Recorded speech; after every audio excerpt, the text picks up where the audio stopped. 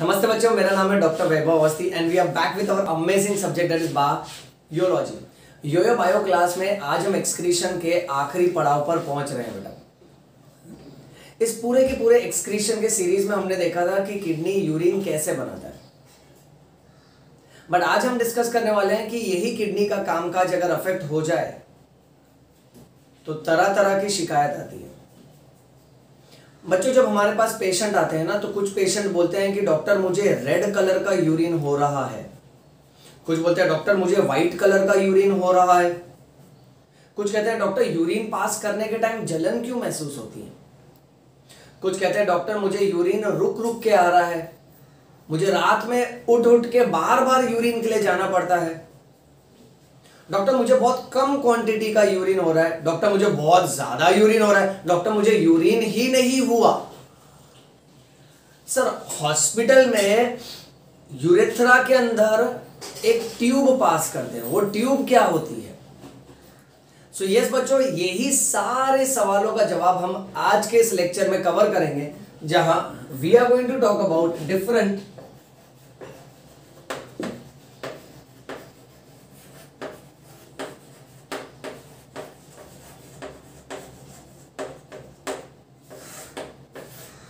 Urinary disorders. तो इसमें हम लोग यूरिन से रिलेटेड सारे के सारे डिसऑर्डर्स के बारे में डिस्कस करेंगे।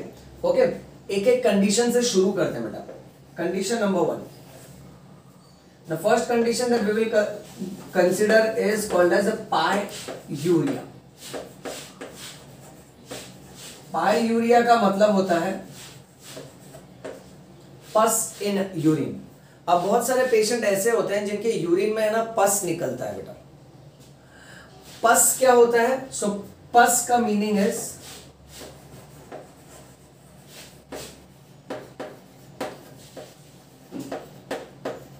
डेड WBC विथ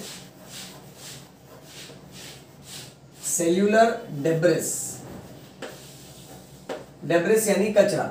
सो जब भी हमारे बॉडी में कोई माइक्रो ऑर्गेनिज्म आता है, सो माइक्रो ऑर्गेनिज्म से लड़ने के लिए WBC आता है। WBC का अंदाज कैसा होता है ना, ये बड़े गुस्से स्वभाव के होते हैं।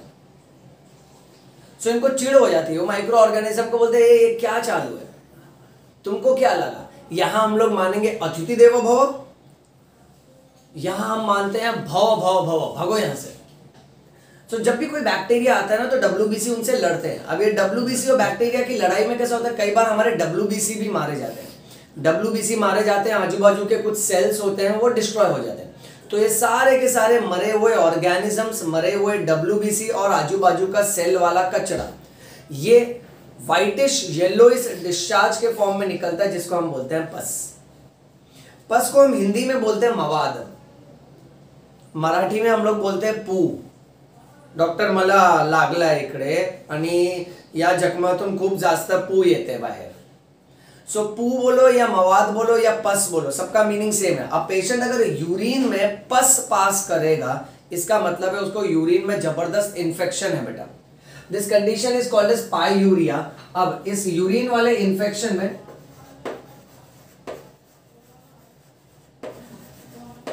एक कॉमनेस्ट इंफेक्शन है जिसका नाम है gonorrhoea. Gonorrhoea is STD। STD का मतलब वो नहीं डब्बा जहां जाके तुम ऐसा फोन लगाओगे बेटा।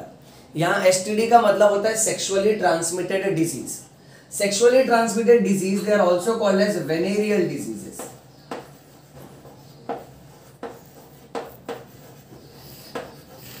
गोनोरिया नाम की बीमारी होती है निस्सेरिया, गोनोरिया की वजह से। निस्सेरिया गोनोरिया जो है ना, ये एक बैक्टीरिया का नाम है। अब इस बैक्टीरिया के हिसाब से इस वाले बीमारी में क्लासिकली पेशेंट को क्या होता है ना, यूरेथ्राइटिस होता है। उसके यूरेथ्रा में सूजन आ जाता है। सूजन आने की वजह से और बहुत सारा पस निकलने की वजह से इसको टिपिकली ऐसा महसूस होता है कि इसके यूरेथ्रा में से व्हाइटिश थिक डिस्चार्ज निकल रहा है, यानी गाढ़ा गाढ़ा सफेद एकदम पानी जैसा इसके यूरेथ्रा से निकलता है। सो that is like pus in urine, that is called as pyuria. Okay, जिसमें एक कॉमनेस्ट इंफेक्शन, एक कॉमनेस्ट बीमारी है गोनोरिया। अब इसी को दूसरी भाषा में अगर हम लोग बोले दूसरी भाषा में बोले तो इसको हम बोल सकते हैं बैक्टीरियूरिया। बैक्टीरियूरिया का मतलब होता है the patient will pass lots and lots of bacteria in urine. और ये दोनों क्यों हो रहा है? क्योंकि पेशेंट को क्या हुआ है?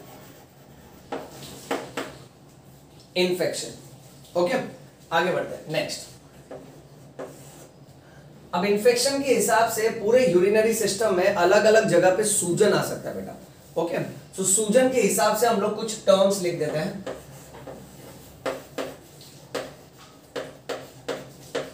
नेफ्रॉन पे सूजन आया तो उसको बोलो नेफ्राइटिस, सो दैट इज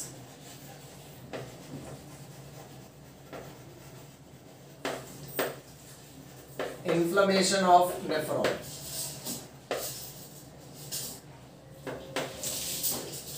वैसे ही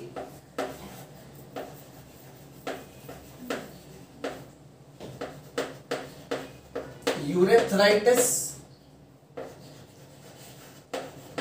is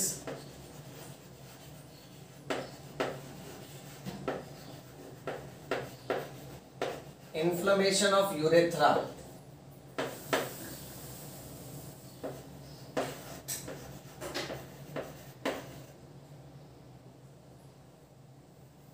अब ये वाला वर्ड देखो,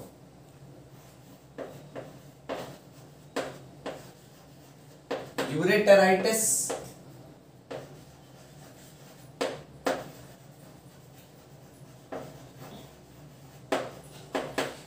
is inflammation of ureter।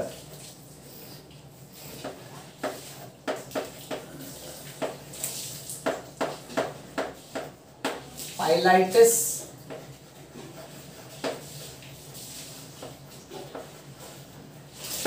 is inflammation of renal pelvis। Renal pelvis मालूम ना बेटा, किडनी। यूरेटर निकलने से पहले जो फनल शेप पार्ट है इतना, इसको रीनल पेल्विस बोलते हैं, और इसी को बच्चों हम रीनल साइनस भी बोलते हैं। सो ये तुमको याद रखना है। इस पे अगर सूजन आया तो उसको पाइलाइटिस बोलते हैं।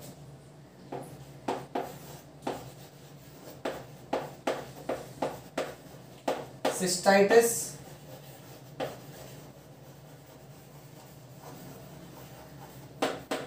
is inflammation of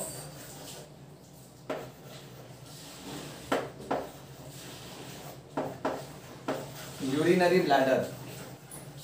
urinary bladder पे जो सूजन आएगा ना उसको हम सिस्टाइटिस बोलते हैं। यहाँ एक बात गौर करने लायक है बेटा, देखना सारे वर्ड्स किससे खत्म हो रहे हैं? आइटिस। सो ऐसा बायोलॉजी में कोई भी शब्द अगर आता है जो आइटिस से खत्म हो रहा है, सो आइटिस का मतलब होता है इन्फ्लेमेशन। इन्फ्लेमेशन का मतलब होता है सूजन। ओके, जैसे नेफ्राइटिस यानी नेफ्रॉन पे सूजन, यूरेथ्राइटिस यूरेथ्रा पे सूजन, यूरेटराइटिस यूरेटर पे सूजन, पाइलाइटिस रीनल पेल्विस पे सूजन, सिस्टाइटिस यूरिनरी ब्लैडर पे सूजन। सो आज के बाद कोई भी वर्ड तुमने देखा जो आइटिस से खत्म हो रहा है, सो आइटिस का मतलब होता है सूजन यानी इन्फ्लेमेशन। अब सर ये सूजन क्यों आया? ये सूजन आता है इन्फेक्शन की वजह से।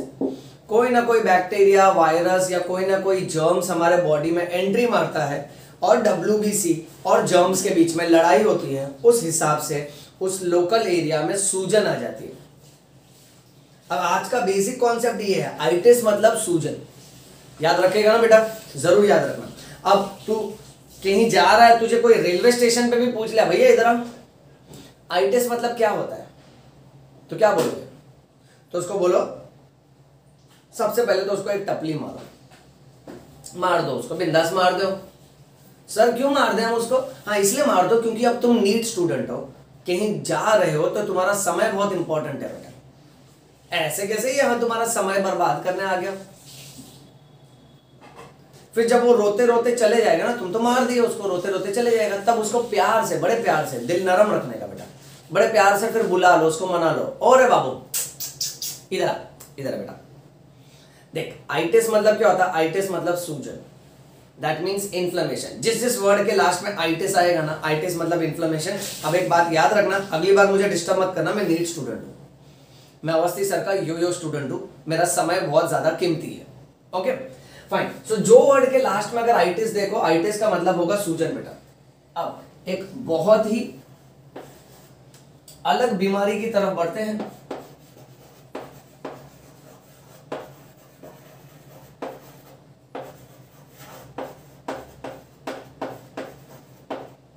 जिसका नाम है honeymoon cystitis. Now this disease called as honeymoon cystitis. ये जो बीमारी है ना, ये यंग कपल्स में बहुत ज्यादा कॉमन है। यंग कपल्स में भी mostly it affects young women. So we can say this disease will affect young girls. Okay, अब इस डिजीज में होता क्या है, इस डिजीज में ऐसा देखा गया है, ओके, जो न्यूली मैरिड कपल्स हैं, अभी अभी शादी हुआ, ताजा ताजा गरम गरम शादी हुआ ना, इसमें आइडियली क्या होगा ना कि इसमें जो वुमेन्स है, okay, because of sexual contact, कुछ जर्म्स मेल के बॉडी में से या मेल के स्किन के ऊपर, देखो हमारे स्किन पे बहुत सारे जर्म्स बैठे होते हैं, इसमें खास करके एक बैक्टीरिया जिसका नाम है ई कोलाई, इसका पूरा नाम है एसेरिचिया कोलाई।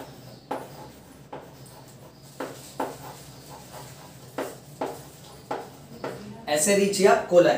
अब हमारे स्किन पे ना ऐसे बहुत सारे बैक्टीरिया बैठे होते हैं, इसको बोलते हैं एसेरिचिया कोलाई। वैसे हमारे बॉडी के अंदर भी बहुत सारे बैक्टीरिया होते हैं जो हमारे बॉडी के लिए नॉर्मल है, बट वही मेरे स्किन का बैक्टीरिया अगर तेरे यूरेथ्रा के अंदर चले जाए तो तुझे यूरेथ्रा में सूजन आ जाएगा। उसी प्रकार तेरे बॉडी में जो बैक्टीरिया है, तेरे स्किन पे जो बैक्टीरिया है, वो मेरे यूरेथ्रा के अंदर चले जाए तो मेरे यूरेथ्रा पे सूजन आ जाएगा। अब यंग कपल्स में कैसा होता है ना, बिकॉज ऑफ सेक्सुअल कॉन्टैक्ट, शारीरिक संबंध की वजह से फीमेल्स के बॉडी में कुछ जर्म्स, कुछ बैक्टीरियाज एंट्री कर जाते हैं। सर ये जर्म्स कहां से आए? ये या तो उस फीमेल के बॉडी पे खुद होगा, उसके स्किन पे होगा, या तो इसके हस्बैंड के स्किन पे होगा, या तो फिर उसके हस्बैंड के इंटरनल बॉडी पार्ट्स पे होंगे। सो ये जो बैक्टीरिया है, ये जैसे ही फीमेल के यूरेथ्रा में एंट्री करते हैं, सो इसके वजह से यंग फीमेल्स को after marriage, after first sexual contact, उनको तकलीफ होती है, जहां पर they experience burning sensation while passing urine. So urine pass करने के टाइम पे जलन होना, या तो फिर यूरिन पास करने के टाइम पे दर्द होना, या तो फिर लोअर एब्डोमेन में, पेट के नीचे वाले हिस्से में दर्द होना। अब इसका कॉन्सेप्ट ये है, क्योंकि कोई ना कोई जर्म, कोई ना कोई बैक्टीरिया फीमेल के यूरेथ्रा से एंट्री मारा है, इसलिए हमको एक बात और याद रखना चाहिए कि urine infection is very common in female. Urine infection कैसे होता है ना बच्चों, की मेल्स में इतना कॉमन नहीं है, फीमेल्स में ज्यादा कॉमन है। इसका रीजन मैंने मेरे बेसिक लेक्चर में बताया था तुमको कि फीमेल का यूरेथ्रा इज 4 सेंटीमीटर और मेल का यूरेथ्रा इज 20 सेंटीमीटर। तो अगर किसी बैक्टीरिया को शरीर में ऊपर की तरफ चढ़ाई करना है, यूरेथ्रा से ऊपर जाना है, तो 4 सेंटीमीटर और 20 सेंटीमीटर, इसमें से उसको कौन सा वाला आसान पड़ेगा बॉडी में एंट्री मारने के लिए? 4 सेंटीमीटर। छोटा सा रास्ता है, चढ़ के ऊपर जाना है, ब्लैडर तक पहुंचना है, हमारी मंजिल है ब्लैडर, ब्लैडर में पहुंचो, उधर जाके सूजन पैदा कर दो, इसलिए इसको बोलते हैं हनीमून पायलाइटिस। यंग लेडीज में very common, immediately after marriage because of sexual contact, okay, that condition is like honeymoon, and because of those germs, the germs will enter into the female urethra. female में infection is more common क्योंकि urethra सिर्फ 4 centimetre का है, और फिर वो जाके urinary bladder तक पहुंच जाता है और वहां जाके सूजन पैदा कर देता है। अब यही अगर रीनल पेल्विस तक पहुंच गया तो इसको हम लोग बोलेंगे हनीमून पाइलाइटिस, यानी ये इन्फेक्शन रीनल पेल्विस तक पहुंच चुका है, okay, and it is caused because of honeymoon. Sir तो अब हम क्या करें? हम कुंवारे रहें जिंदगी भर, शादी नहीं करें या हनीमून पे नहीं जाए? नहीं, ऐसा कुछ भी नहीं है बच्चों। अब यहां हमको क्या समझना चाहिए ना, पॉइंट नंबर 1, ओके, हमको हमारे बॉडी को क्लीन रखना चाहिए, okay, as far as possible basic discipline of hygiene and cleanliness says that कि हमको हमारे पूरे बॉडी को क्लीन करना चाहिए, नहाना चाहिए, नहाना बहुत जरूरी है, ज्यादा पानी बचाओ मत, ओके, राइट। तुम हफ्तों तक नहाते नहीं हो, तो ऐसे जो इंसान होते हैं ना, उनके स्किन के ऊपर और ज्यादा जर्म्स होते हैं। अच्छा, सो बेसिक है क्लीनिनेस यानी नहाना। दूसरा इंपॉर्टेंट पॉइंट है ज्यादा से ज्यादा पानी पीना, क्योंकि किसी भी तरह का यूरिन इन्फेक्शन अगर है तो अगर आप ज्यादा से ज्यादा पानी पीते हो ना, सो आधे से ज्यादा टाइम बॉडी खुद ही उसको मैनेज कर लेता है। सो यूरिन में जो बर्निंग सेंसेशन होता है ना, उसका सबसे बेस्ट इलाज है आप ज्यादा से ज्यादा पानी पियो। And third basic point, remember that कि अगर बहुत ही ज्यादा तकलीफ है, पेट में दर्द हो रहा है, यूरिन में ज्यादा दर्द या जलन महसूस हो रही है, तो आप अपने नजदीक के डॉक्टर से मिलिए और उस अनुसार डॉक्टर कुछ एंटीबायोटिक शुरू करेगा। एंटीबायोटिक वो टैबलेट होती है जो बाहर के जर्म्स और बैक्टीरिया को मार देगी। सो आप शादी करिए, आप बिंदास से शादी करिए और अपना परिवार बसाइए। फैमिली प्लानिंग शो नहीं चल रहा है, ये हमारा योयो बायो लेक्चर है। चलो इसका स्क्रीनशॉट लो फटाफट, आगे बढ़ते हैं।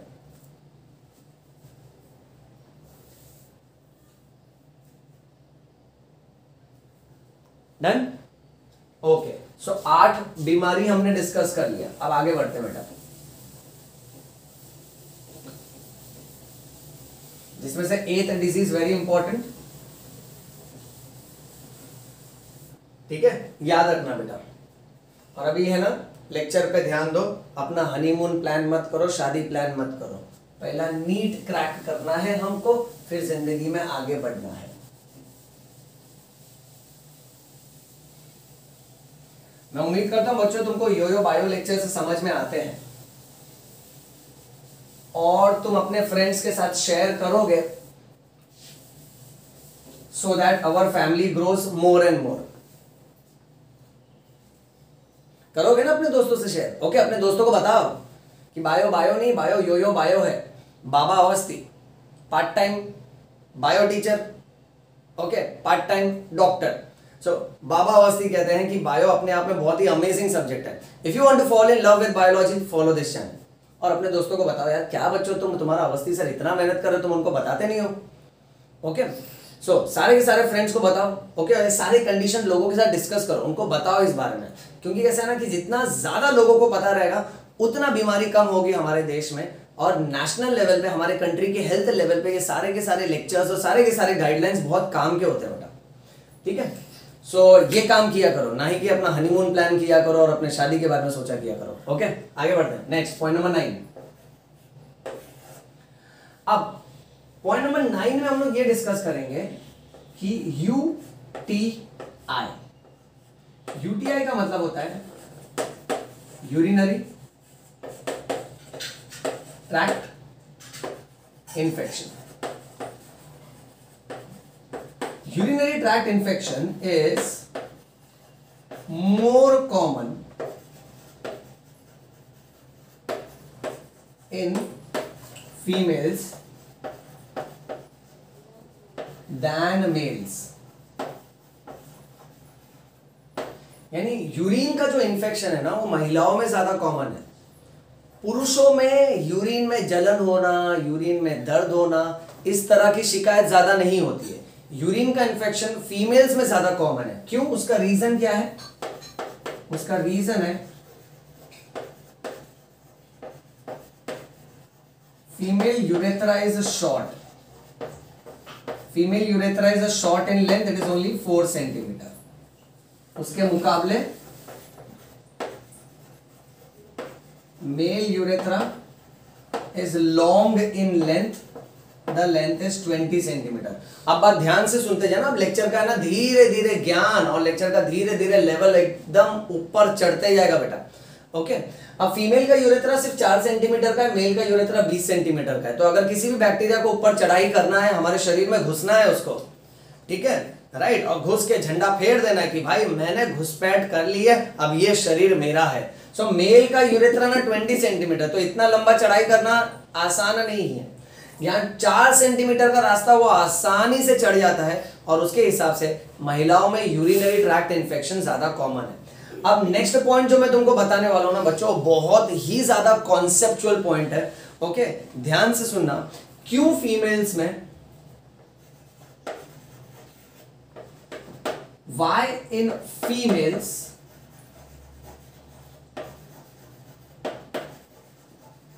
Urinary infection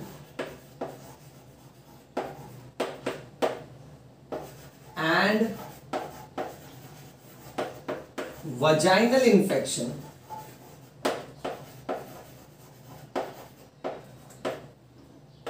is more common.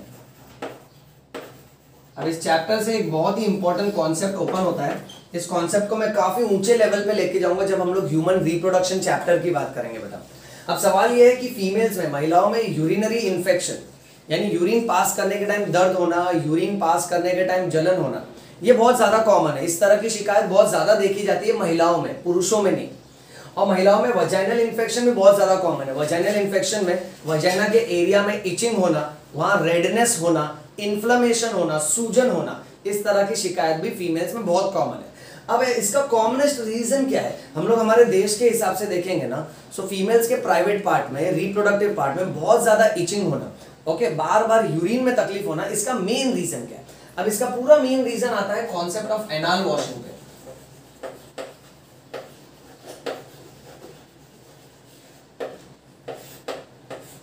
Okay, अब एनाल वॉशिंग यानी जब हम सुबह सुबह स्टूल पास कर चुके होते हैं, यानी सुबह सुबह जब हम लोग पॉटी जाके आए हैं, ओके, अब जैसे ही हम लोग अपना स्टूल पास करना फिनिश करते हैं, फिर हम लोग अपने एनस के एरिया को वॉश करते हैं। एनस के एरिया के वॉश करने के टेक्निक को हम बोलेंगे एनाल वॉशिंग। अब इस लेक्चर में हम लोग एनाल वॉशिंग डिस्कस करेंगे। सर आप एनाल वॉशिंग सिखा रहे हो, बायो में ये भी होता है? हाँ, बायो में यही होता है। बायो में कोई भी टॉपिक है ना अच्छा बुरा गंदा ऐसा नहीं होता, सारे टॉपिक नॉलेज वाले होते हैं बेटा। ओके, आगे चल के तुम जब डॉक्टर बनोगे ना तो वॉमिट, पेशेंट तुम्हारे ऊपर भी शायद वॉमिटिंग कर दे, तुम उससे पूछो कि हाँ भैया क्या हो रहा है, लाइक उल्टी हो रही है मुझे। सो पेशेंट वॉमिट कर सकता है, पेशेंट खांस सकता है, ओके, पेशेंट का यूरिन हैंडल करना पड़ता है, उसका कफ, उसका बलगम, उसका स्नीजिंग, उसके डिस्चार्जेस हैंडल करने पड़ते हैं, ड्रेसिंग करना पड़ता है, ओके। तो इस तरह का एक्ट होता है। This is service to mankind बेटा, ओके। ये सारे टॉपिक को ना अच्छा बुरा गंदा खराब ये सब छी मैं नहीं पढ़ेगा, क्या सिखा रहे सर, ये सब मत सोचा किया करो, क्योंकि हमारा ये सब्जेक्ट ही ऐसा है ना कि कुदरत ने अगर हमको मेडिकल लाइन में भेजा है तो जरूर कुछ सोच के ही भेजा होगा बेटा। और ये बहुत ज्यादा इंपॉर्टेंट है। यहां तुम एक बात याद रखो, मैं तो तुमसे सिर्फ यही करूंगा, यही कहना चाहूंगा सॉरी, हे गणपति बप्पा कोरोना से बचा लेना बाकी संभाल लूंगा। ऑलराइट, सो यहां मैं तुमसे एक ही बात कहना चाहूंगा बच्चों कि इफ अ जिनी होता है ना, जिन जो इच्छा पूरी करता है, if a genie has to grant me 3 wish, अगर वो मुझे 3 इच्छाओं की पूर्ति का वरदान दे दे कि जा अवस्थी जा, तेरे 3 वरदान मैं मान लेता हूं, बोल क्या चाहिए, तो मैं उसको बोलूंगा कि give me good sleep, give me food on time. Why good sleep? Because doctors they don't get to sleep appropriately. Why food on time? Because doctors don't get to eat on time. And my third wish would be I would request the genie to make me doctor in the next generation also. I will tell him that I will extremely work hard in the next birth in the next generation also, and you just make it a point that you support me and I become doctor in the next birth also. Because doctor होना अपने आप में बहुत ही एक noble profession और बहुत ही बड़ी बात होती है बेटा।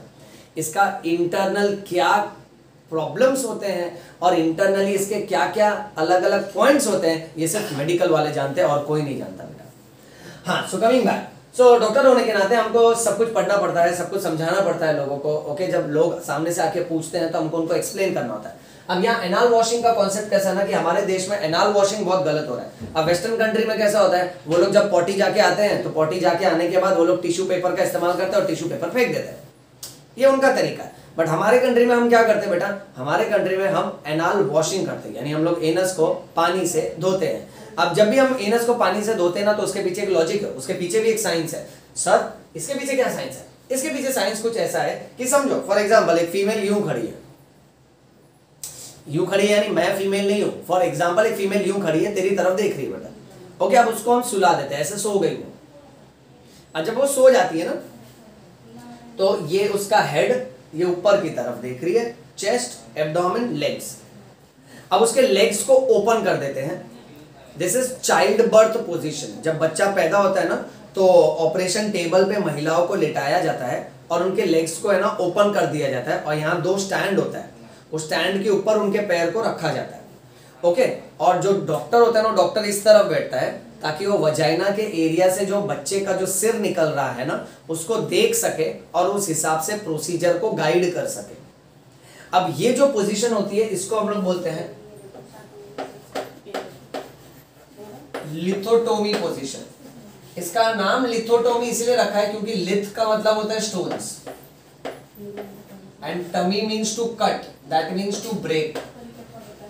इसी पोजीशन में सारे के सारे जो किडनी स्पेशलिस्ट डॉक्टर होते हैं जो किडनी स्टोन्स का ऑपरेशन करते हैं वो सारे पेशेंट को यही पोजीशन में रखते हैं और फिर उनके यूरेथ्रा से है ना अलग अलग तरह के इंस्ट्रूमेंट्स पास कर करके स्टोन्स को तोड़ते हैं, इसलिए इसका नाम रखा है lithotomy position.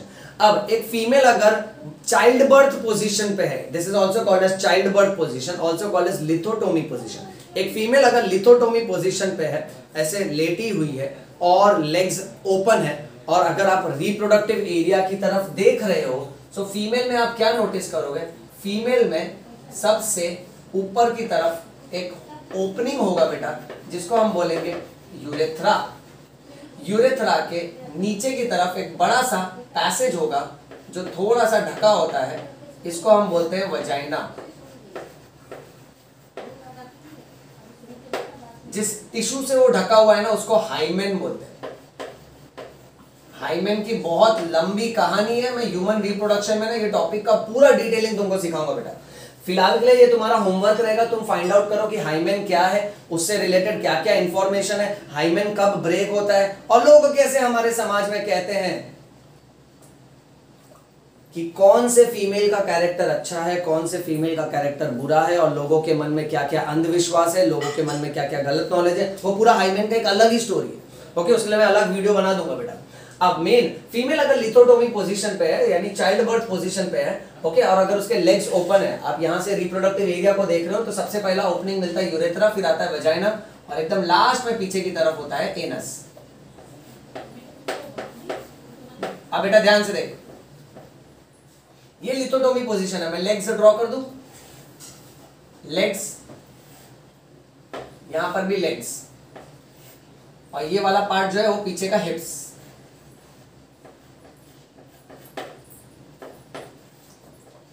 Okay, now this is lithotomy position, the legs are wide open. अब इसमें प्रॉब्लम क्या होता है ना कि आप सोचो फॉर एग्जांपल एनस से हम पॉटी करते हैं, एनस से हम स्टूल पास करते हैं। अब ये फीमेल लिथोटोमी पोजीशन को चेंज कर रही है, अब इसने लेग्स बंद कर लिया और खड़ी हो गई, जैसे मैं खड़ा हूं ना वैसे खड़ी हो गई बेटे। अब जिस तरह से मैं खड़ा हूं तो यही पोजीशन में इमेजिन करो, ओके, नीचे से अगर थाइस के बीच में अगर हम देखेंगे तो सबसे पहले यूरेथ्रा आएगा, उसके बाद पीछे की तरफ वजाइना और फिर एकदम पीछे की तरफ, मेरे पीछे की तरफ एनस वाला ओपनिंग होगा बेटा। अब यही जब मैं बैठ के स्टूल पास कर रहा हूं, अब स्टूल पास करने के बाद जब एनस वॉश करने की बारी आएगी तो मैं क्या करूंगा, मैं हाथ में पानी लूंगा और एनस को क्लीन करूंगा। अब यहां पर ही गलत हो जाता है, स्टूल्स में है ना बहुत सारे बैक्टीरिया होते हैं, 5 से 10 ग्राम स्टूल में इतने बैक्टीरिया होते हैं, there are billions of bacteria, इतने ज्यादा बैक्टीरिया होते हैं जितने सितारे भी नहीं होते ब्रह्मांड में।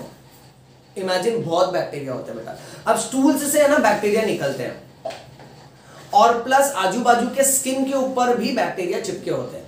अब जब हम ये हाथ में थोड़ा पानी लेते हैं और एनस के रीजन को हम वाइप करते हैं बेटा, सो एनस के रीजन को वाइप करने के बाद कैसा होता है ना कि एनस, स्टूल और स्किन में जो बैक्टीरिया वो हमारी उंगलियों पे चिपक जाता है और औरतों में फिर तकलीफ क्या हो जाती है, वो अपने एनस को पीछे से होते हुए आगे की तरफ वॉश करते हैं, फिर हाथ में पानी लेते हैं, ठीक है। अब जैसे ही स्टूल को टच किया तो हाथ में जर्म्स तो लग गए बेटा, अब हाथ में वापस पानी लिया और वापस से जब वॉश कर रहा है पीछे से आगे की तरफ, यानी वो हाथ जिसके ऊपर जर्म्स चिपके हुए हैं वो वाला हाथ अगर फीमेल ने एनस से होते हुए वजाइना को छू लिया या यूरेथ्रा को छू लिया तो तकलीफ। यानी फीमेल को कभी भी अपना anus back to front wash नहीं करना चाहिए, उनको अपना एनस हमेशा फ्रंट टू बैक वॉश करना चाहिए। Females should not wash anus from back to front. They should wash anus from front to back.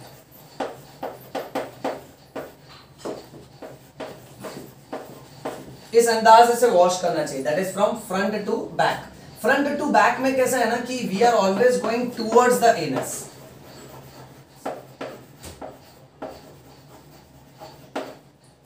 और यहां लफड़ा क्या हो रहा था, we were going away from the anus.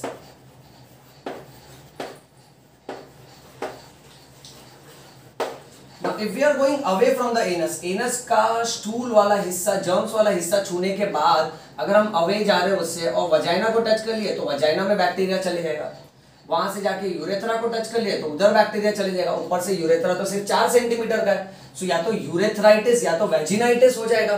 फिर वजाइना वाले एरिया में खुजली होना, वजाइना वाले एरिया से बहुत ज्यादा बर्निंग सेंसेशन फील होना, वहां से एबनॉर्मल डिस्चार्जेस निकलना, एबनॉर्मल लिक्विड निकलना, और यूरेथ्रा में बर्निंग होना, यूरिन पास करने के टाइम दर्द होना, इस तरह की शिकायत फीमेल में बहुत कॉमन है। इसलिए फीमेल को ना सिंपल सा पॉइंट याद रखना चाहिए। मैं वापस से बोल रहा हूं, अगर मैं एक फीमेल की तरह यूं खड़ा हूं, ओके राइट, सो मेरे रिप्रोडक्टिव पार्ट्स को अगर नीचे से थाइस के बीच में देखेंगे ना, सबसे पहले यूरेथ्रा आएगा, उसके बाद वजाइना आएगा और फिर एनस आएगा।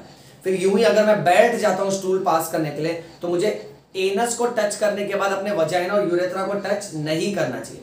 सो मैं पानी लेके उल्टा पहले यूरेथ्रा वजाइना को टच करके फिर एनस क्लीन करूंगा, फिर पानी डालूंगा और सिर्फ एनस को टच करूंगा। तो एक बार एनस को टच कर लिया, फिर यूरेथ्रा वजाइना को टच नहीं करना है। सोचो इतना बेसिक सा नॉलेज कैसा ना कि हमारे कंट्री में मेन तकलीफ क्या आ जाती है कि लोगों को शर्म आती है इस बारे में बात करने से। 1 सेकंड, लोग बोलते हैं शी क्या गंदी बातें हो रही है। 2 लोग समझते नहीं कि इसके पीछे जो नॉलेज है उसके वजह से कितनी तकलीफ होती है। हमारी कितनी सारी ऐसे मदर सिस्टर्स हैं, ओके, हमारी कितनी सारी ऐसे आंटीज हैं, okay, these wonder womens, okay, इनको इतनी सारी तकलीफ होती है क्योंकि इनको कोई राइट नॉलेज दिया नहीं जाता है। बट अब मैं उम्मीद करता हूँ इस चैनल पे योयो बायो में, जहां तू समझ रहा बायो बायो नहीं है, अपने आप में बहुत ही अमेजिंग सब्जेक्ट है, दैट इज योयो बायो, समझ में आयो, प्रेम रतन धन पायो। अब तेरा ये कर्म बनता है, तेरा ये फर्ज बनता है कि गुरु अवस्थी ने जो तुझे सिखाया है वो तू सभी को गाइड करेगा। तेरे लाइफ में जितने भी फीमेल्स हो उनको इस बेसिक से पॉइंट के बारे में गाइड करो ताकि उनको तकलीफ ना होने पाए। बिकॉज परिवार का असली गहना होती है फीमेल। ओके, चलो स्क्रीनशॉट ले लो इसका।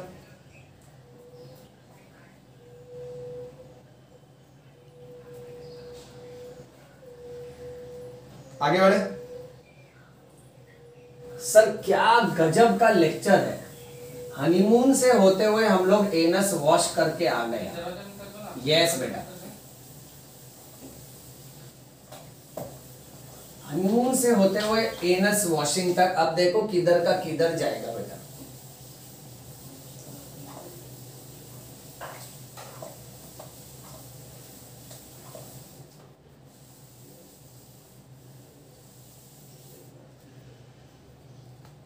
नेक्स्ट, अब डिजीज नंबर 10।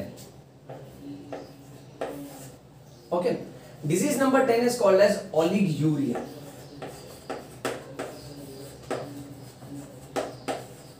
ओलिगुरिया का simple meaning is scanty urine. Scanty urine यानी पेशेंट बहुत कम यूरिन पास कर रहा है। कम यूरिन यानी कितना होगा? सो अडल्ट्स में it is less than 400 ml per day। एक दिन का 400 ml से कम। अब नॉर्मली हम एक दिन में कितना यूरिन पास करते हैं उसको हम बोलेंगे नॉर्मल यूरिन आउटपुट।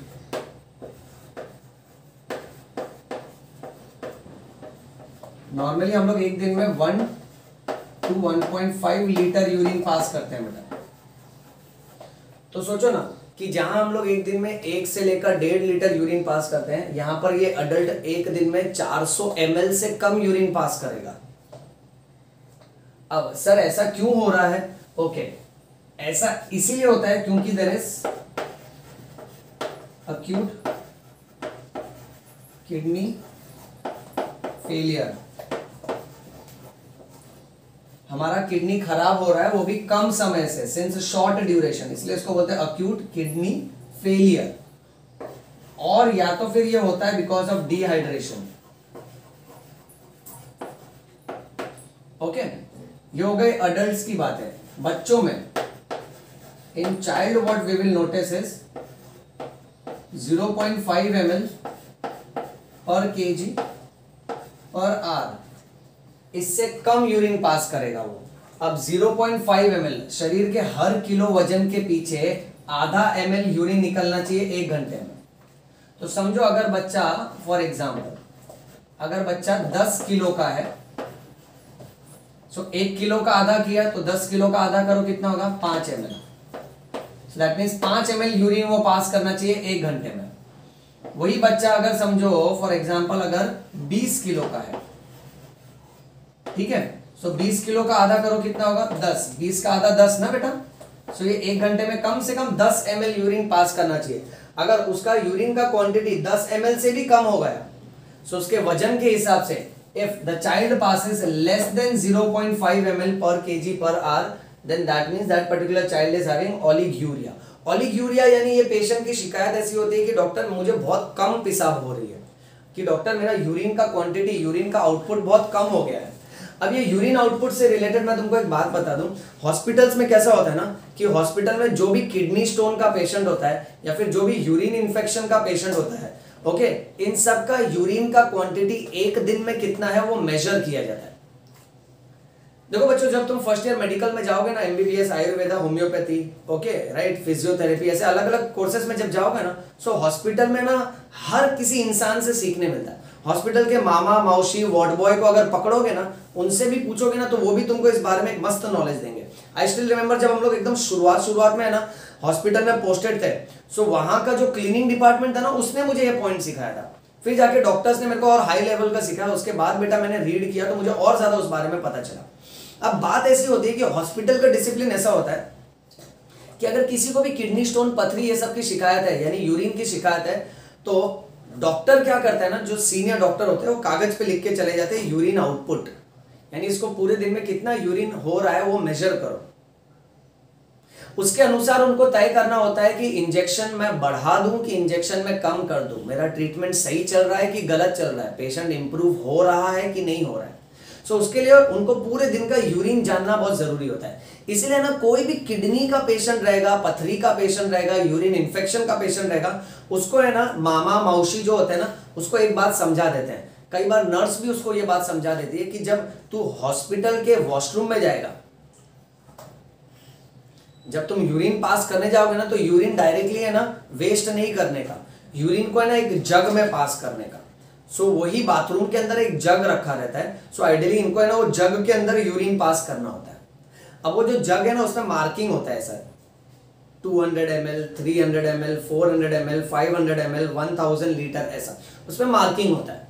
तो जैसे ही पेशेंट गया बाथरूम में, यूरिन पास करके आया, सो नर्स है ना मौसी को बोलती है, तो मौसी जाके चेक करती है जग में कितना यूरिन पास किया, 300 ml।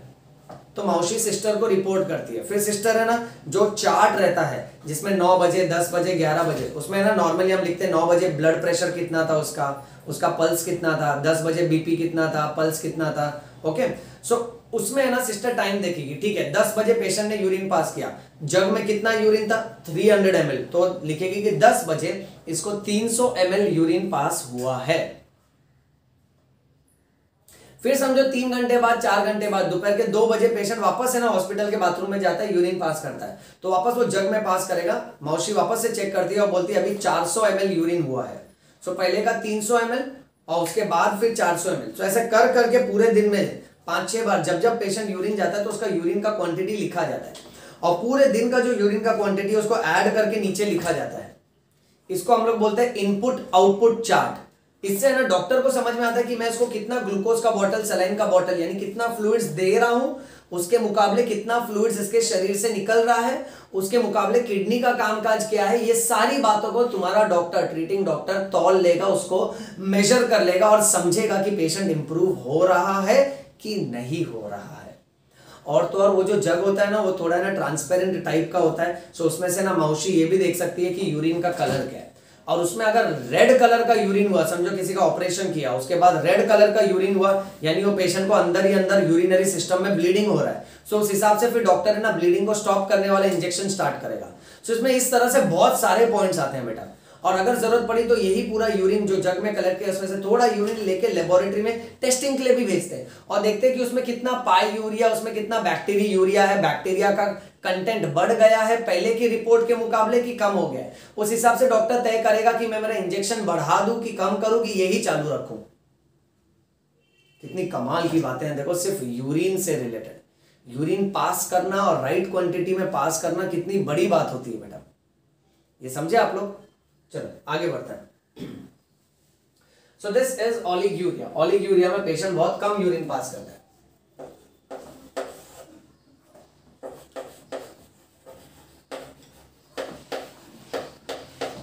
अब नेक्स्ट है एनयूरिया। एनयूरिया में कैसा है ना,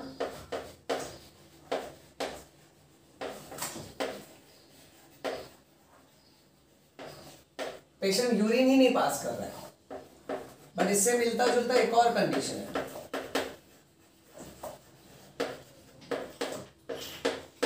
रिटेंशन। रिटेंशन में भी कैसा ना कि पेशेंट यूरिन नहीं पास करेगा,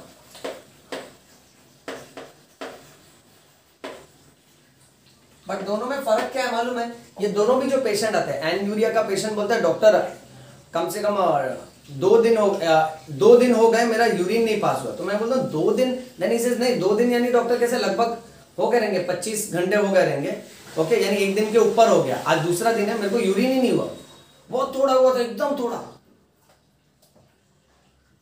दूसरा पेशेंट भी यही बोलता है। अब अगर समझो 2 ऐसे पेशेंट आ जाते हैं जो बोलते हैं, सपोज ये मान के चलते हैं दोनों ये बोले कि डॉक्टर मेरे को यूरिन हुआ ही नहीं। अब इसमें से एनयूरिया का पेशेंट कैसा होता है, एनयूरिया में उसने यूरिन पास नहीं किया, क्यों? क्योंकि इसके बॉडी में यूरिन फॉर्मेशन ही नहीं होता है, यूरिन बनता ही नहीं है। बट रिटेंशन के केस में यूरिन बनता है पर वो यूरिन अटक गया है, वो यूरिन बाहर को निकल नहीं पा रहा है। बट दोनों में पेशेंट का प्रेजेंटेशन सेम रहेगा। दोनों भी केसेस में पेशेंट क्या बोलेगा कि यूरिन नहीं पास किया मैंने, बट एक को क्या हो रहा है, एक को एनयूरिया है। एनयूरिया यानी उसके बॉडी में यूरिन बन ही नहीं रहा है, और दूसरे को रिटेंशन है। रिटेंशन यानी यूरिन बना है पर यूरिन ऑब्स्ट्रक्ट हो रहा है, यूरिन बाहर की तरफ नहीं निकल पा रहा है। अब ये दोनों में कैसे तय करेगा डॉक्टर? बहुत आसान है। सो डॉक्टर्स ना एक ट्यूब पास करते हैं,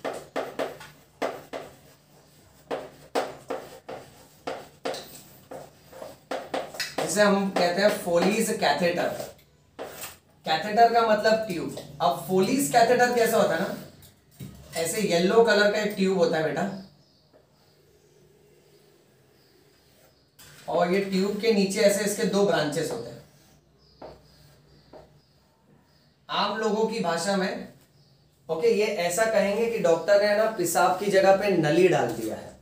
सो यूरेथ्रा में हम लोग ये ट्यूब पास करते हैं, इसको बोलते हैं फोलीज कैथेटर। गणपति बापा सॉरी, फोलीज कैथेटर। ओके ना, कंटिन्यूस लेक्चर ले लेके वीडियो बना बना के गले में खराश हो जाती है। फोलीज कैथेटर में कैसा होता है ना बेटा, यहां एक होल होता है और ना आजू बाजू में बलून होता है। अब नेक्स्ट मेन बात यह है कि एक ओपनिंग से ना तुम्हारा डॉक्टर या तो नर्स सिरिंज कनेक्ट करेगा, और सिरिंज में पानी भरा होता है, और जैसे यहां से पानी पुश करेगा ना, ये बलून फूल जाता है, मोटा हो जाता है, और सारा पानी इस बलून में भर जाता है। और दूसरा जो एंड है ना, उसको एक ट्यूब के साथ कनेक्ट किया जाता है, और फिर वो वाली ट्यूब एक थैले से कनेक्टेड होती है। इस थैले को हम लोग बोलते हैं यूरिन बैग। इसमें भी मार्किंग होता है, समझो पेशेंट को इतना यूरिन जमा हुआ है इसमें, okay, drop by drop urine आता है इसमें से, इतना यूरिन जमा हुआ, तो इधर लिखा रहेगा 100 ml, 200 ml, 500 ml, 600 ml, ऐसा इस पे मार्किंग होता है बेटा। ओके, अब ये फोलीज कैथेटर का वर्किंग कैसा है कि सपोज फॉर एग्जांपल ये पेशेंट का यूरिनरी ब्लैडर है,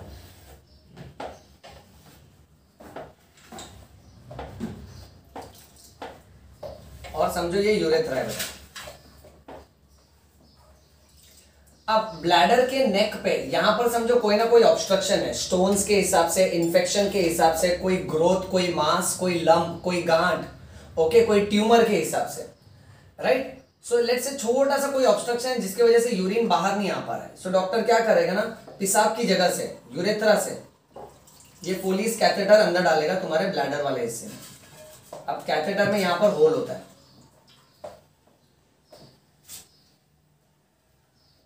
ओके। और ये कैथेटर डालने के बाद ना फिर जब यहां 2 आउटलेट है इसका, देखते हैं बेटा ध्यान से। अब इस आउटलेट से जब पानी पुश किया जाता है ना तो बलून फूल जाएगा। सो लेट्स से बलून फूल गया,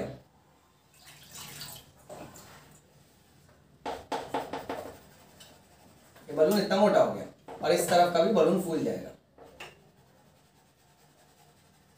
ओके। यानी जैसे ये पास किया ना तो बलून क्या करता है ना, फिर इस पूरे कैथेटर को रिटेन कर देता है यूरिनरी ब्लैडर में, इसलिए इसको बोलते हैं सेल्फ रिटेनिंग फोलिस कैथेटर।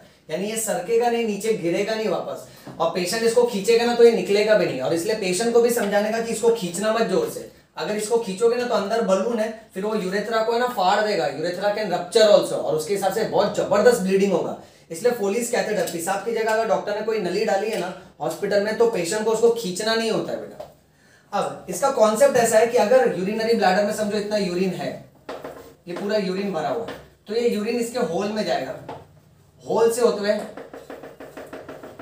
यहां से होते हुए अल्टीमेटली यूरिन बैग में जमा होगा। अब ये यूरिन बैग में शुरुआत में इतना यूरिन था, समझो 100 ml, कुछ देर बाद देखा तो इतना यूरिन है, समझो 400 ml। सो होता ऐसा है ना कि हर कुछ टाइम के बाद, ओके, आधे घंटे 1 घंटे में, जैसे पेशेंट की हालत वैसे, सो हर कुछ देर में ना हॉस्पिटल का स्टाफ, नर्स है, मामा मौसी है, वो लोग यूरिन का क्वांटिटी देखते हैं। डॉक्टर भी जब राउंड्स पे आते हैं ना हॉस्पिटल में, जब राउंड्स लेते हैं हम लोग, तो हम लोग क्या करते हैं ना, पेशेंट को तपासते हैं, पेशेंट को चेक करते हैं, और चेक करने के साथ साथ पेशेंट के बेड के नीचे ही ये यूरिन बैग को है ना बांध के रखते हैं रस्सी से। फिर हम लोग वो चेक करते हैं कि यूरिन बैग में कितना यूरिन है, ओके।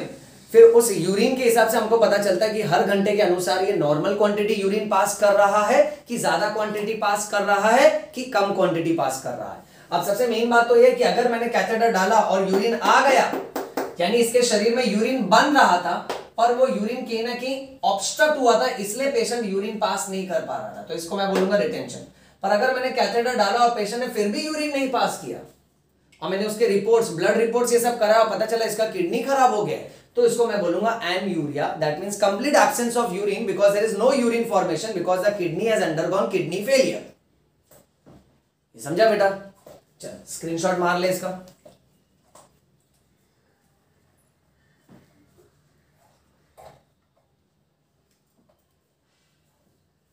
हुआ? आगे बढ़ते हैं।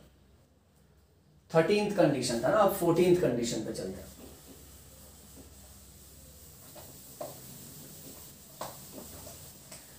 आज के लेक्चर में यूरिन से संबंधित सारे बेसिक्स हम कवर करने वाले हैं बेटा। अगर तुमको ये सारे के सारे पॉइंट्स अमेजिंग लग रहे हैं तो रिमेंबर, ये यहां दुनिया खत्म नहीं होती है, ओके। इससे भी ज्यादा अमेजिंग होते हैं मेडिकल लेक्चर्स। अवस्थी सर को जैसे ही समय मिलेगा और अगर तुम्हारा प्यार बरकरार रहा, ओके, तुम इसी तरह से अपने दोस्तों को, अपने फ्रेंड्स को बोलो कि इस कमेंट को लाइक करो, कमेंट करो, सब्सक्राइब करो। है एक इंसान जो बायो को यो बायो तरीके से बताता है, ओके। अगर तुम इसी तरह से सपोर्ट करते रहना बच्चों, तो आने वाले टाइम में अगर भगवान ने चाहा और अगर मेरे पास समय रहा तो मैं मेडिकल लेक्चर्स बनाऊंगा for first year MBBS, Ayurveda, homeopathy, physiotherapy, nursing, pharmacy, and I will try to make it professional, absolutely professional on international platform, ताकि खाली हमारे देश के बच्चे ही नहीं, हमारे देश के बच्चे तो देखेंगे प्लस विदेश के बच्चे भी देखेंगे और इस बात को सीखेंगे कि इंडिया का जो बायोलॉजी का जो लेवल है अलग है। यहाँ ये लोग बायो को बायो नहीं कहते, यहाँ ये कहते हैं इट इज योयो बायो। समझ में आयो? प्रेम रतन धन पायो। ओके, चलिए आगे बढ़ते हैं।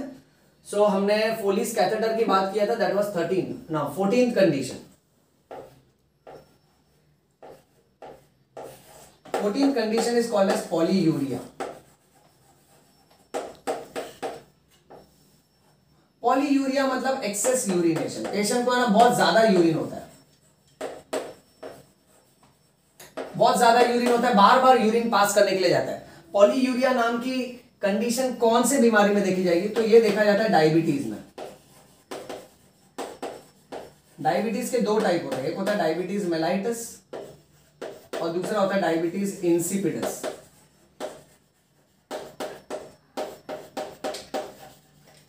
डायबिटीज मेलाइटस इंसुलिन की कमी की वजह से होता है, ओके, और डायबिटीज इंसिपिडस एडीएच की कमी की वजह से होता है, एंटी डायूरेटिक हार्मोन, इसका दूसरा नाम है वेसोप्रेसिन। अब म से मेलाइटस, म से मीठा, ये वो वाला डायबिटीज है जहां डॉक्टर मीठा खाने के लिए मना कर देता है। इन लोगों के साथ आप मजाक नहीं कर सकते हो कि आज कुछ मीठा हो जाए, इनको कभी मीठा खाने देना मत। कभी भी ये मीठा खा रहे हैं ना, उनके हाथ से मीठा छीन लो बेटा और खुद खा लो। नहीं नहीं नहीं, उनको ये एहसास मत दिलाओ कि हम भूखे हैं जन्मों के। उनको ये एहसास दिलाओ कि मीठा तुम्हारे लिए जहर है और हम तुमको ये जहर खाता हुआ नहीं देख सकते, इसलिए ये जहर हम खा लेंगे। आधा जहर मुझे भी पार्सल कर देना बेटा। क्यों? आधा आधा प्यार का वादा, गुरु ने सिखाया ना शिक्षक को, ओके, अपने स्टूडेंट को। सो स्टूडेंट का फर्ज बनता है कि आधा गुरु के साथ शेयर करे, ओके। सो गुरु अपने शिष्य को जब सिखा रहा है तो शिष्य का फर्ज बनता है आधा आधा प्यार का वादा। मीठा नहीं खाने देना इनको, बहुत बहुत बहुत इंपॉर्टेंट है। ऐसा मेरे पास एक पेशेंट था जिसको मैंने मीठा खाने के लिए मना किया था क्योंकि उसका शुगर बहुत ज्यादा था। अब उसका दिमाग इतना तेज ना, वो क्या करता था मालूम है? जब भी उसका नेक्स्ट विजिट होता था ना क्लिनिक में, सो नेक्स्ट विजिट से कुछ दिन पहले वो मीठा एकदम बंद कर देता था। क्यों? उसको मालूम है, क्योंकि अगर क्लिनिक में शुगर चेक किया तो उधर शुगर कम आता था, तो हम सोचते थे अरे वाह अच्छा है, शुगर कंट्रोल में। बट ये क्या करता था, वैसे पूरा मीठा खा रहा है और क्लिनिक में आने के टाइम कुछ दिनों पहले मीठा एकदम कम कर देता था। अब एक दिन ऐसा हुआ ना कि ये अपने वाइफ के साथ आया, उनकी वाइफ को तकलीफ थी, तो मैंने बोला वाइफ को मैं बाद में देखता हूं, पहले तुम्हारा शुगर देख लेता हूं। ऐसे अचानक से मैंने बोला कि आज इनका आना तय नहीं था, बट मैंने उनसे कहा कि आज आपका शुगर देख लेते हैं। नहीं बोला नहीं नहीं नहीं डॉक्टर आज नहीं, मैं आता हूं, बाद में आता हूं। अच्छा क्यों? नहीं मुझे अभी ही देखना है। और क्योंकि हमारे थोड़े जान पहचान के थे तो हमने उनके साथ थोड़ा सा है ना स्ट्रिक्ट बर्ताव किया और कहा कि नहीं मुझे अभी ही चेक करना है। शुगर देखा तो उनका शुगर बहुत हाई, उनका शुगर जा रहा है 290 300 के आसपास। सो डॉक्टर अवस्थी भड़क गए, बोला कि क्या ये क्या चालू है, मीठा खा रहे हो? तो बोला नहीं डॉक्टर बिल्कुल भी नहीं। तो उनकी वाइफ बोली डॉक्टर कितना झूठ बोलता है ये, आपने इनको मीठा खाने के लिए मना किया तो ये ना अलग अलग तरीके से मीठा खाता है। मैं बोला कैसे? तो बोलते कि गणपति का त्योहार था, ये सबके घर पे जा रहा है और सारे गणपति की मूर्ति के दर्शन कर रहा है, सब मंडप में जा रहा है। तो मुझे अचानक से लगा कि मेरा पति बहुत ज्यादा आध्यात्मिक हो गया, बहुत ज्यादा धार्मिक हो गया। फिर पता चला सब जगह जा रहा है, क्यों? प्रसाद लेने। तुरंत दर्शन करता था, बोलता था प्रसाद दो। ये मीठा खा रहा है, इधर से लड्डू खा रहा है, उधर से मोदक खा रहा है, उधर से पेड़ा खा रहा है, मीठा मीठा मीठा खा रहा है। फिर मैंने उसको बहुत चिल्लाया, मैंने बोला कि डॉक्टर अवस्थी तुमको बहुत डांटेंगे, इतना तुम मीठा खा रहे हो। तो मुझे चिल्लाता है, बोलता है मीठा कहाँ खा रहे हैं, प्रसाद खा रहा हूँ। प्रसाद को ना नहीं बोलते। आई सेड प्रसाद को ना बोलते हैं माय डियर स्टूडेंट्स, मेरे यो बायो के बच्चों याद रखो, प्रसाद को ना बोलते, उसको डायबिटीज मेलाइटस बोलते हैं। Extremely important. इसलिए तुम उनके यहाँ से ले लो ना प्रसाद, तुम खुद खा लो बेटा और आधा मुझे भी दो, आधा आधा प्यार का वादा। Okay fine. सो डायबिटीज में कैसा होगा ना, पेशेंट हद से ज्यादा यूरिन पास करता है, इसको हम लोग बोलते हैं पॉलीयूरिया। Moving on next. सबसे बुरा नॉक्ट्यूरिया। नॉक्टर्नल मतलब नाइट। नाइट टाइम में पेशेंट का यूरिन फ्रीक्वेंसी इंक्रीजेस, रात में उठ के इसको बार बार यूरिन के लिए जाना पड़ता है, that's called as nocturia. Then there is another condition called as urgency. Urgency यानी जैसे ही थोड़ा यूरिन लगा तुरंत भागना है, इनसे यूरिन कंट्रोल नहीं हो पाता। ओके अब इस तरह की शिकायत पॉलीयूरिया, नॉक्ट्यूरिया और अर्जेंसी, ये मेल्स में ज्यादा कॉमन है। ओके ये मेल्स में बहुत ही ज्यादा कॉमन है बच्चों, क्योंकि मेल्स में अक्सर एक शिकायत होती है BEP, benign enlargement of prostate gland। benign enlargement of prostate gland ये कैसा है ना, समझो ये यूरिनरी ब्लैडर, ये यूरेथ्रा और यहां पर एक ग्लैंड होता है, इसको हम लोग बोलते हैं प्रोस्टेट ग्लैंड। इस प्रोस्टेट ग्लैंड पे अगर कोई सूजन आए या फिर अगर इस पे कोई गांठ आएगी तो ये क्या है ना, ये यूरेथ्रा को धीरे धीरे कंप्रेस करता है, तो इसके वजह से यूरेथ्रा सिकुड़ने लगता है। जो यूरेथ्रा स्ट्रेट होना चाहिए, ओके, वो यूरेथ्रा अब यहां से सिकुड़ रहा है because of the enlargement of the prostate gland. So prostate के शिकायत के जो मेल्स होते हैं ना, उनको बार बार यूरिन के लिए जाना पड़ता है, और इसमें सबसे बुरी बात ये होता है कि they always have unsatisfied feeling while passing urine. Urine pass कर भी दिया ना, उसके बाद भी उनको ऐसा लगता है कि कुछ तो बाकी है, अभी भी थोड़ा यूरिन रह गया है अंदर। और ये जो सेंसेशन है ना बेटा, ये बहुत बुरा सेंसेशन है, असंतुष्ट महसूस करना यूरिन पास करने के बाद भी। देखो तुम और मैं जब यूरिन पास करता हमको बड़ा मजा आता है, वी आर वेरी सेटिस्फाइड, हाश हो गया, urinary bladder is very happy, निपटा दिया, बहा दिया, सब जितना कचरा था बहा दिया, नो टेंशन, स्वच्छ भारत अभियान, पूरा का पूरा देश, पूरा का बॉडी क्लीन हो चुका है। बट यहां कैसा ना, यूरिन पास करने के बावजूद भी इनको संतुष्टि महसूस नहीं होती है। ये है प्रोस्टेट की शिकायत। इसमें तुम्हारा डॉक्टर, हम यूजुअली क्या करते हैं, दवाइयां देते हैं, बट अगर जरूरत पड़ी तो ऑपरेशन भी करते हैं पेशेंट का। Okay, so that is urgency, condition number 16। Next condition number 17, dysuria. Dysuria is a difficulty in passing urine. So I can say it is difficulty in urination. Difficulty in urination, इसमें patient को तकलीफ क्या होगा, इसमें patient को या तो फिर यूरिन पास करने के टाइम दर्द होगा, या तो यूरिन पास करने के टाइम बहुत सारा जलन होगा। ओके, अब डिसयूरिया में पेशेंट को क्या करना चाहिए? डिसयूरिया के पेशेंट को ज्यादा से ज्यादा इंक्रीज्ड फ्लूइड्स, ज्यादा से ज्यादा पानी पीना चाहिए। ओके, और अक्सर ये होता है यूरिनरी इन्फेक्शन में, और इसमें अक्सर है ना सारे के सारे डॉक्टर्स सिरप सिटाल प्रिस्क्राइब करते हैं। सिरप सिटाल एक ऐसा सिरप है जिसका एक चम्मच ना एक बड़े ग्लास पानी में घोल के, डिसॉल्व करके, ओके, सुबह और शाम 2 बार में पीने के लिए एडवाइस किया जाता है। सो इससे कैसे ना, यूरिन में जितना भी बर्निंग सेंसेशन है, यूरिन में जितना भी दर्द है, जलन है, ये सब कम हो जाता है। ओके, इस तरह की शिकायत या तो यूरिनरी इन्फेक्शन में आती है या तो फिर पथरी में आती है, किडनी स्टोन्स ये सब में भी आती है, और उसमें ये सिरप प्रिस्क्राइब किया जाता है। ओके, तो ये सिरप बर्निंग और जलन और दर्द के लिए सबसे बेस्ट है। Okay, so that is dysuria. फिर आता है haematuria. Haematuria is passing blood in urine. Blood in urine का मतलब पेशेंट को रेड कलर का यूरिन होएगा बेटा इसमें। अब रेड कलर का यूरिन भी हो सकता है या तो क्लियर यूरिन भी हो सकता है, बट उसमें माइक्रोस्कोपिक एग्जामिनेशन करवाओगे ना तो उसमें थोड़े थोड़े आरबीसी दिखेंगे। नॉर्मली आरबीसी यूरिन में आता नहीं है, क्योंकि हमने पढ़ा था ग्लोमेरुलस से लेकर बोवेंस कैप्सूल तक। देखो ये रूल वापस से एक बार मैं ड्रॉ कर देता हूं। ये देखो, ये एफरेंट है, ये इफरेंट है, और ये बोवेंस कैप्सूल है। अब ग्लोमेरुलस से लेकर बोवेंस कैप्सूल तक जो भी कुछ फिल्टर होके आता है, ओके, वो इस तरफ आ जाएगा, बट 3 चीजें छूट जाएंगी। ब्लड सेल्स यानी red blood cells, white blood cells और platelets, plasma, proteins and fat molecules. अब थोड़ी देर में तुमको प्रोटीन्स के बारे में भी सिखाऊंगा। सो नॉर्मली ब्लड सेल्स और प्रोटीन्स पीछे रह जाना चाहिए, वो कचरा नहीं है, वो वेस्ट नहीं है कि जो फिल्टर होके यहां आ जाएगा और यूरिन से निकल जाएगा। बट अगर हमारे मेम्ब्रेन्स के ऊपर कोई ना कोई डैमेज है या इंजरी है तो पेशेंट को हेमाटयूरिया होता है। हेमाटयूरिया, रेड कलर का यूरिन या तो फिर माइक्रोस्कोपिक आरबीसी यूरिन में आना, इस तरह की कंडीशन सबसे ज्यादा कॉमन है in cases of kidney stone, सबसे ज्यादा कॉमन है in cases of urinary tract infection. So उस हिसाब से डॉक्टर के पास जाके इसका इलाज करना चाहिए और ज्यादा से ज्यादा पानी पीना चाहिए। Okay, so that is haematuria. Next condition number 19। Condition number 19 अपने आप में बहुत ही गजब कंडीशन है। This is called as nephritis. Nephritis में आइटिस यानी सूजन, नेफ्रॉन पे सूजन आएगा, तो शॉर्ट में हम लोग लिखते हैं इसको, this is inflammation of nephron.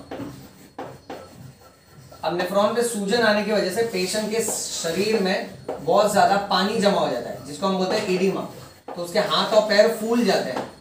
Okay, so oedema में what you will find is swelling, और तो और पेशेंट को प्रोटीन यूरिया भी होगा। प्रोटीन यूरिया में the patient will pass proteins in urine. Normally proteins filter होके आता नहीं है यहाँ पे बेटा, ओके। प्रोटीन यूरिया में सिखाता हूं थोड़ी देर में, इसका स्क्रीनशॉट ले लो।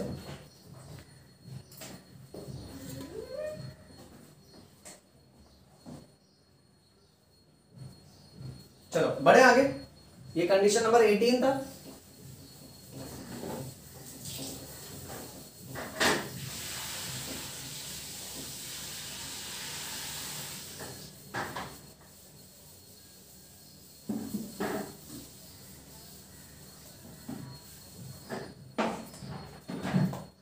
Next condition number 19। अब यही नेफ्राइटिस में एक होता है acute streptococcal glomerulo nephritis. Acute streptococcal glomerulo nephritis इतना बेकार बीमारी है ना, ओके। ये एक तरह का ऑटो इम्यून डिजीज है, it is also called as auto immune nephritis. इतना बेकार बीमारी है ना कि छोटे बच्चों में क्लासिक हिस्ट्री उनकी शिकायत क्या देखी जाती है कि छोटा बच्चा बहुत आइसक्रीम खाया, गला खराब हुआ, डॉक्टर को दिखाया, डॉक्टर ने सीधा उसको हॉस्पिटल में एडमिट कर दिया और बोला कि अब उसका किडनी खराब हो गया, उसका डायलिसिस करना पड़ेगा। सुनने में बड़ा अजीब लगता है, रिलेटिव्स को तो ये बर्दाश्त ही नहीं होता। रिलेटिव्स सोचते हैं कि कहाँ उसका गला खराब हो गया था, गले में खराश आना, गला खराब हो जाना, गर्म पानी इसमें नमक डाल के हम गरारा कर लेंगे, कुल्ला कर लेंगे, गार्गल कर लेंगे, और कुछ है तो थोड़ी बहुत दवाई दे दो, बट ऐसा कैसे किडनी खराब हो गया। और कई बार तो इसमें ऐसा होता है कि डॉक्टर है ना गले के लिए दवाई देता है और उसके बाद फिर तकलीफ होती है, ओके। किडनी खराब हो जाता है, पेशेंट को डायलिसिस के लिए एडमिट करना पड़ता है। सो रिलेटिव्स क्या सोचते हैं, वो डॉक्टर ने दवाई दिया इसलिए गलत हो गया। अब मेडिकल फील्ड का ये सबसे बुरा है कि कौवा डाल पे बैठा, किसी पेड़ की डाल पे अगर कौवा बैठता है वो डाल टूट जाती है, तो लोग क्या बोलते हैं, कौवा डाल पे बैठा इसलिए डाल टूट गई, कौवा मनहूस है। डॉक्टर ने दवाई दिया गले के लिए और दवाई के बाद किडनी खराब हुआ, यानी डॉक्टर मनहूस है। बट यहां है ना मेडिकल कंडीशंस अंदरूनी तौर पे कोई समझता ही नहीं है। कौवा जब डाल पर बैठा, ठीक है, उस डाल के अंदर ऑलरेडी बहुत सारे स्क्लेरेनकाइमा नाम के ओल्ड टिश्यूज बन चुके थे और उसके अंदर एक growth inhibitor abscisic acid release हुआ। एब्सिसिक एसिड रिलीज होने की वजह से वो डाल टूटा। सो कौवा का बैठना सिर्फ एक कोइंसिडेंस है। ये बात समझे बच्चों। अब यहां भी ऐसा ही कुछ हो रहा है कि जब डॉक्टर के पास पेशेंट आता है ना, ये वाला अगर पेशेंट रहेगा ना, ओके, इसका प्रोग्रेस बहुत बुरा होता है। सो डॉक्टर्स को ये हैंडल करना मुश्किल हो जाता है क्योंकि बच्चे का मामला, इसलिए रिलेटिव बहुत गर्म हो जाता है कि छोटी सी शिकायत थी गले की, सीधा डायलिसिस पे रखना पड़ा कि ऐसा कैसा ट्रीटमेंट किया है। बट यहां है ना इनको पूरा का पूरा डिजीज का प्रोग्रेस समझाना पड़ता है। देखो ये क्या बीमारी है बेटा, इस बीमारी में स्ट्रेप्टोकोकस नाम का एक बैक्टीरिया होता है।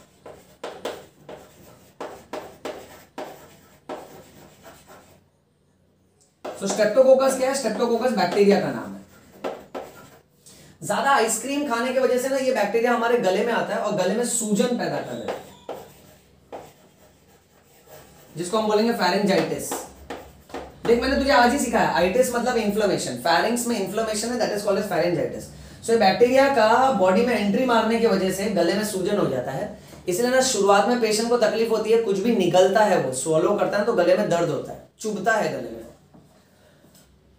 अब फेरेंजाइटिस के बाद सीधा किडनी खराब। अब इसका फंडा कैसा मालूम है कि इस बैक्टीरिया के खिलाफ हमारे जो WBCs हैं, हमारे बॉडी में जो एंटीबॉडी बनती है, ठीक है। सो जब भी कोई चोर आएगा तो उसके खिलाफ पुलिस तो है ही, और खास किस्म की पुलिस प्रोड्यूस भी की जाती है। सो ये जो एंटीबॉडीज बनते हैं ना, ये फिर मारते मारते मारते इस बैक्टीरिया को, स्ट्रेप्टोकोकस को मार रहे हैं। अब मारने के बाद ये एंटीबॉडीज हमारे शरीर में घूमते रहते हैं ताकि इस तरह का बैक्टीरिया अगर दोबारा आवे, इस तरह की घटना अगर शरीर में दोबारा हो, तो ये घूमते हुए जो सर्कुलेशन में एंटीबॉडीज घूम रहे हैं ना, वो नेक्स्ट टाइम इतना ज्यादा समय बर्बाद नहीं करेंगे इसको मारने के लिए। बट यहां कुछ गड़बड़ हो रहा है। ये गड़बड़ लेट्स से एक उदाहरण ले लेते हैं कि तुम्हारे घर के नीचे जो बैंक है, उस बैंक में चोरी हुआ।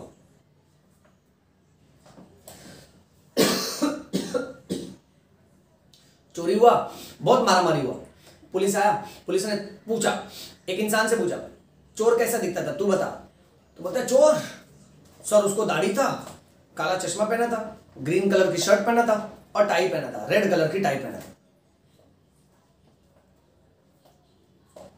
ये क्या बोल रहा है और तू मेरी तरफ क्यों देख रहा है? अच्छा तेरे मन में छल कपट है, तू ये सोच रहा है कि मैं चोर हूं, मारूंगा तो पागल।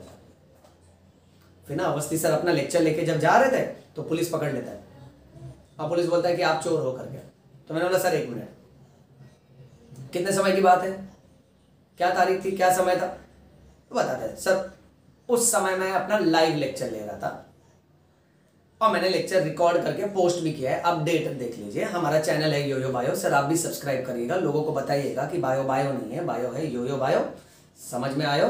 फिर पुलिस वाला बोलता है वाह प्रेम रतन धन पायो, रंग चढ़ रहा है। अब यहां क्या होता है ना कि पुलिस को कंफ्यूजन हो गई, पुलिस यानी हमारे एंटीबॉडीज।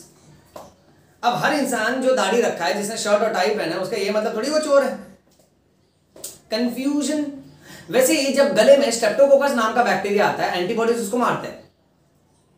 अब मारने के बाद ना कैसा होता है ना, स्ट्रेप्टोकोकस का जो सेल का जो कंपोजिशन होता है, अगर उसमें से ही कोई केमिकल का कोई हिस्सा हमारे बॉडी में पाया जाए, अब ये एंटीबॉडीज जब बैक्टीरिया को मार देते हैं ना, फिर ये क्या देखते हैं, हमारा जो ग्लोमेरुलस है,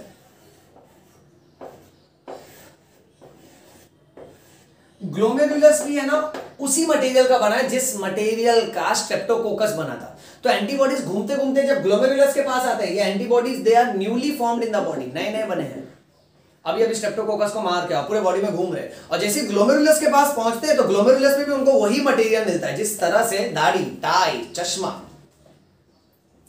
तो इनको क्या लगता है ग्लोमेरुलस के अंदर भी स्ट्रेप्टोकोकस नाम का बैक्टीरिया छुपा पड़ा है, तो ये ग्लोमेरुलस को भी मारते हैं, मारते मारते मारते तोड़ते तोड़ते तोड़ते तोड़ते घसीटते, इतना मारते उसको, इतना मारते कि ग्लोमेरुलस और नेफ्रॉन में सूजन आ जाता है। इसलिए इसको हम लोग बोलते हैं acute streptococcal glomerulonephritis, which is a type of auto immune disease. Auto means स्वयं, रक्षक ही भक्षक बन गया। एंटीबॉडीज और डब्ल्यूबीसी जिसको शरीर को बचाना चाहिए वही शरीर का नुकसान कर रहा है। पुलिस वाला जिसको आम लोगों की रक्षा करना चाहिए वो आम लोगों को घसीट रहा है, आम लोगों को मार रहा है। ये बात समझ में आई बेटा? Okay, so this is called as acute streptococcal glomerulonephritis, that is disease number 19। Last disease number 20, uraemia. Uraemia का मतलब होता है कि यूरिया का क्वांटिटी बढ़ जाएगा हमारे ब्लड में। अब यूरिया एक कचरा है, ओके, नॉर्मली 0.01 से लेकर 0.03% यूरिया होता है, बट अगर ये बढ़ बढ़ के 0.05% से भी ज्यादा हो गया ना, तब उसको हम लोग यूरेमिया बोलते हैं, जहां यूरिया का क्वांटिटी हद से ज्यादा बढ़ चुका है हमारे ब्लड में, ओके। और अल्टीमेटली इसके वजह से क्या पता चलता है कि इसका किडनी फेल हो चुका है, देयर इज किडनी फेलियर। और अगर एक्सट्रीम लेवल का किडनी फेलियर है तो हमको क्या कराना पड़ेगा, तो हमको डायलिसिस कराना पड़ेगा, ओके। अब किडनी फेलियर, डायलिसिस क्या है और इसके साथ साथ किडनी ट्रांसप्लांटेशन हम हमारे आने वाले लेक्चर में समझेंगे। फिलहाल के लिए आप लोग इसका स्क्रीनशॉट ले लो, ओके।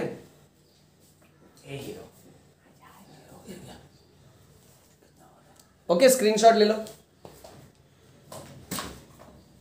तब तक मैं अपनी भतीजी के साथ थोड़ा खेल लेता हूं। Alright, fine. सो बच्चों हाई कर दो। सो ये था हमारा आज का लेक्चर जहां हमने यूरिन के डिसऑर्डर्स के बारे में बात किया। ये है हमारी क्यूट लिटिल परी। बैकग्राउंड में जो भी शोर शराबा होता है मैं आपसे कहता हूं कि उसको थोड़ा इग्नोर करो, क्योंकि हमारी जो नटखट परी है ये कभी भी उठ जाती है। सो इसलिए मुझे देर रात में या सुबह जल्दी उठ के वीडियो बनाना पड़ता है, पर उसको पता है कि चाचू कब वीडियो बनाते हैं, ओके। सो ये था हमारा आज का लेक्चर जहां हमने बहुत सारे डिसऑर्डर्स के बारे में बात किया। हम आने वाले लेक्चर्स में और भी ज़्यादा डिटेल में बात करेंगे। टिल देन आप लोग मन लगा के पढ़ते रहो। बोल दो सबको क्या मंत्र है अपना, योयो बायो, समझ में आयो, प्रेम रतन धन पायो। Thank you.